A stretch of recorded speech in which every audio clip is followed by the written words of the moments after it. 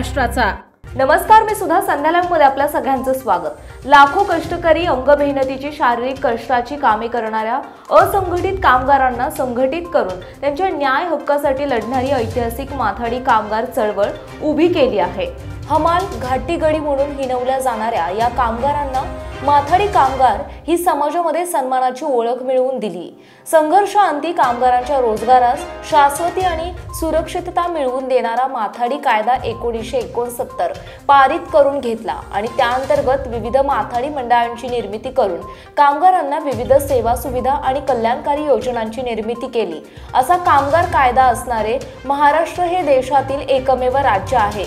आज मुंबई आणि नवी मुंबई सारख्या शहर उपनगरांमध्ये माथाडी कामगार आपल्या हक्काच्या घरामध्ये अण्णासाहेबांच्या पुण्याईने आनंदाने राहत आहेत। त्यांनी 70-80च्या दशकांमध्ये मराठा समाजासाठी आरक्षण लढा उभारला। अखिल भारतीय मराठा महासंघाच्या माध्यमातून संपूर्ण महाराष्ट्रभर समाज एकत्र केला। शेवटी मराठा समाजासाठी आपल्या प्राणाची आहुती दिली। स्वर्गीय अण्णासाहेबांचे कार्य आणि बलिदान हे शशिकांत अप्पा पवार, माथाडी कामगार आणि मराठा समाज कधीही विसरणार नाही। कैलासवासीय शशिकांत अप्पा पवार यांचे विचार नेहमी समाजामध्ये चांगले कार्य करण्याची प्रेरणा आणि संघर्ष करण्याचे बळ देत राहतील। प्रवीण पप्पू शिंदे, महाराष्ट्र प्रदेश राज्य सचिव, अखिल भारतीय माथाडी आणि ट्रान्सपोर्ट युनियन।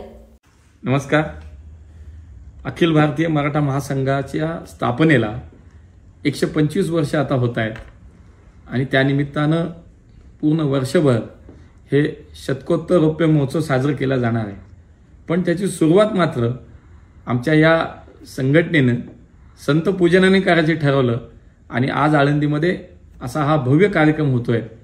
खरं तर त्या कार्यक्रमाला मी येणंही अपेक्षित होतं, आपण सगळ्यांनी मलाही बोलवलं होतं, पण एका महत्त्वाच्या कामासाठी थांबावं लागलं। पण माझ्या शुभेच्छा आपल्या सोबत आहेत। मी आज संत पूजनाच्या निमित्तानं आपल्या सर्वांना जे काही सगळ्याच एकूण महाराष्ट्रातनं आपले सगळे मंडळी आपण इथं आलात, संत महात्मे सगळे आलात, मी आपल्याला वंदन करतो।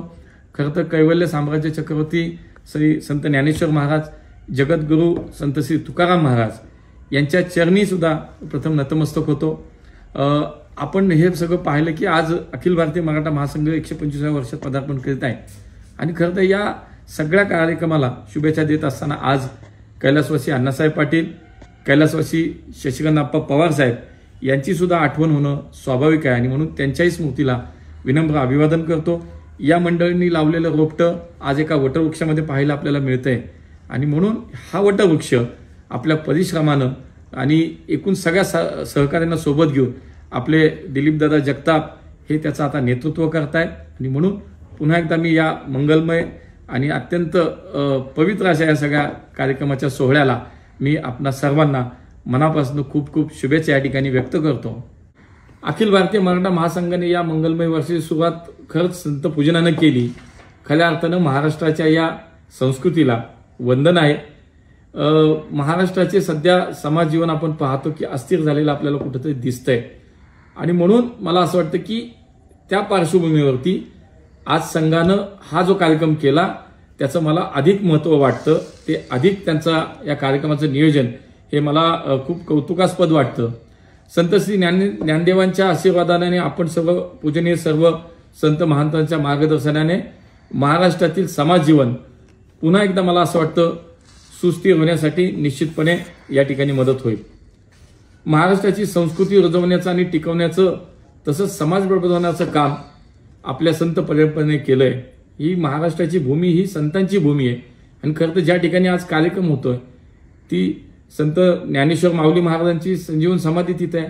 या संत तुकाराम महाराज आपले जगद्गुरू त्यांचं जवळच आपल्याला देहुला त्यांचं पावनभूमी आहे। त्यामुळे महाराष्ट्र तर संत भूमीच आहे, पण त्याच्यापेक्षा त्याच्यासोबतच पुणे ही सुद्धा मला असं वाटतं की ज्ञानोबा माऊली आणि संत तुकाराम महाराजांची ही भूमी आहे आणि अशा ठिकाणी आपण पाहिलं की या महाराष्ट्राच्या मातीत जी संत परंपरा आहे ह्याचं एक मोठं वैभवशाली ही परंपरा आहे, त्याचा अभिमान आम्हाला सगळ्यांना वाटतो। बघा, महाराष्ट्रातील मातीत भक्ती आणि शक्तीचा सुरेख संगम हा आपल्याला प्रचितीस नेहमीच येतो। ज्ञानदेवे रचिला पाया तुका झालासे कळस या संत बहिणाबाईंच्या अभंगाद्वारे आपण जर संत परंपरेच्या कडे पाहू शकतो असा हा अभिमान असलेला आपला सगळा हा संत परंपरेचा वारसा आज मराठा महासंघाच्या माध्यमातून त्या एका शुभ कार्याची सुरुवात करताना तो जपला जातोय, याचं मला खूप निश्चितपणे खूप समाधान वाटतं. मी म्हणालो तसं महाराष्ट्र ही आमची संतांची भूमी आहे.